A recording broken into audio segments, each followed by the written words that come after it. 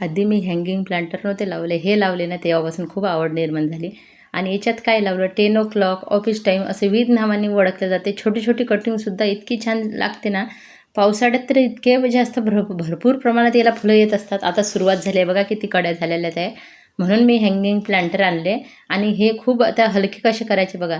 तुम्ही याच्यामध्ये आहे ना कोकोपीट घेऊ शकता. कोकोपीट नसेल तर तुम्ही आहे ना याच्यामध्ये हलकं बनवण्यासाठी सुकलेल्या पानांचं जे खत तयार होते ना ते घेऊ शकता. आणि मी काय घेतलं आहे बघा, मातीचाही जास्त हे केला नाही याच्यात. मी थोडंसं कोकोपीट घेतलेलं आहे आणि हे जे आता टाकलेलं आहे शेवट बघा किती छान तयार झालेलं आहे. हे आहे घरचं किचन कंपोस्ट जे आपण बनवतो ना. जेव्हा याचा उपयोग येतो तेव्हा खूप आनंद होते. आणि बघा आता थोडंसं वर्मी कंपोस्ट टाकलं, म्हणजे याच्यात माती नाही वापरली, किचन कंपोस्ट वापरलं आणि आपलं थोडीशी कोकोपीट वापरलं आणि तिसरं म्हणजे वर्मी कंपोस्ट एकच मूठ वापरली. कारण या झाडांना भरपूर अशा खताची आवश्यकता एवढी पडत नाही. खाली सुकलेले पानं भरा, कारण सुकलेले पानं भरल्यामुळे काही दिवसात खतात रूपांतर होते आणि कुंडीसुद्धा हलकी होते. म्हणून मी सुकलेल्या पानांचा उपयोग खाली करत असते. त्याच्यानंतर हे सर्व मिश्रण टाकण्याच्या पहिले याच्यामध्ये मी 1 चम्मच हळद टाकून घेतलेली आहे मातीमध्ये, कारण फंगस वगैरे दूर राहते झाडांची. आणि अशा पद्धतीने हलके कुंड्या तयार होणार आहे. आणि हे भरून घेतल्यावर आपण छोटीची छोटी कटिंग याच्यामध्ये लावू शकतो. बाहेरून महाग झाडं आणल्यापेक्षा घरचेच झाडं वाढवले ना तर बाग खूप सुंदर दिसते आणि कमी खर्चामध्ये आपलं काम होऊन जाते. तसंच बघा आता हे सगळं मिश्रण टाकून घेतल्यावर लवकरच तुम्हाला दाखवते मी कशा पद्धतीने छोटे छोटे अगदी झाडं लावून घेते. आणि आता बघा माती भरून घेतलेली आहे प्रत्येक कुंडीमध्ये सारखीच आता भरून घेतलेली आहे. हलकी कुंडी होणार आहे, कारण ह्या कुंड्या आहे ना हलक्या केल्यामुळे याची जास्त दिवस टिकण्याची शक्यता वाढते. कारण जास्त वजनामुळे कुंडी कधीतरी खाली पडू शकते. त्याच्यामुळे हे हलक्या कुंड्या जास्त छान राहील लटकवण्यासाठी आणि खूप सुंदर दिसतील हे जेव्हा फुलं येतील यांना. याला कलर करायची सुद्धा गरज नाही, कारण छान याला रंग आलेला आहे जांभळा.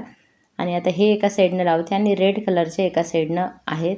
असं करून घेणार आहे मी, कारण आणि खूप सुंदर दिसणार आहे. या कुंड्या लावायलाही सोपं आहे आणि कुठेही मिळते. हे जर तुम्ही छोटीशी कटिंग आणांना भरपूर वाढवू शकता तुमच्या बागेमध्ये. बघा आता ही कटिंग मी थोडी थोडी अशी कट करून घेते आणि लगेच लावते.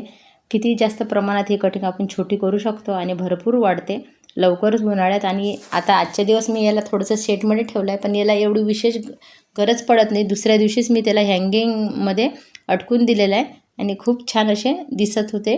कारण बागेमध्ये एक वेगळीच शोभा येते आणि दिसायलाही सुंदर. आणि छोटी छोटी कटिंग हे खूप छान लागते. तुम्ही नक्की लावा, तुमच्या आजूबाजूने भेटत असेल तर ही कटिंग. आणि आता नर्सरीमध्ये सुद्धा भेटू शकते, पण आता उन्हाळ्याची आहे ना मी नर्सरीमध्ये जाण्याचे टाळत आहे, कारण पाऊस पडल्याशिवाय तरी काही जाणार नाही. आणि आता घरचेच झाडं वाढवत आहे. अशा पद्धतीने आता सर्व कुंड्या तयार करून घेते आणि एकदा झाडांना शेवट पाणी देऊन देणार.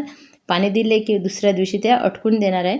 अशा पद्धतीने बघा खूप सुंदर आपले कटिंग तयार होणार आहे लवकरच. आणि पूर्ण कुंड्या ह्या भरल्यावर खूप सुंदर फुलं येतील आणि दिसणारसुद्धा छान. हँगिंग प्लांटरसाठी बेस्ट आहे. आणि बघा तुम्ही आता मुड्या उघड्या पडत असाल ना झाडांच्या, तर आता तुम्ही सुकलेलं पानंसुद्धा टाकू शकता. दुसरं म्हणजे मी हे कडुलिंबाच्या पासून तयार केलेलं खत होतं. हे खूप लवकर तयार झालं आणि यानंच बघा आता मुड्यांना देत आहे. म्हणजे बघा किती फायदा होत असतो जेव्हा आपण घरी खत बनवतो. तर व्हिडिओ तुम्हाला कसा वाटला ते मात्र नक्की सांगा. अशा पद्धतीने तुम्ही तुमच्या बागेमध्ये भरपूर कामं करू शकता आणि उन्हाळ्यात आपली बागसुद्धा सुंदर बनवू शकता. धन्यवाद सर्वांचे.